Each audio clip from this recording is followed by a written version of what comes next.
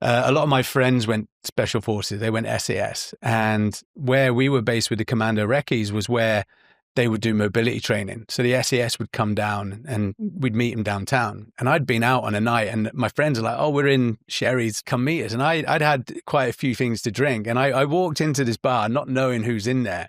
And I sort of shouted, I said, right, who's the hardest before I walked in? And everyone sort of like went really quiet. And they're like, who is this guy? Anyway, fast forward 3 hours later, we're all singing karaoke and things like that. And I was oblivious to who was in the room. We finished the hills phase of selection. We do the continuation training. Then we fly out to Brunei for 6 weeks. We do 6 weeks of jungle training, which is probably the hardest part of selection. And as I'm laying down on the first day in the jungle, this South African guy comes up to me, monster of a guy.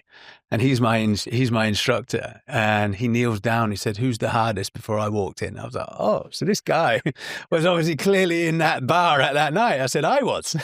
He starts laughing and he taps me on the shoulder. And he said, do you think you're going to pass this course? I said, yeah, I do think I'm going to pass this course.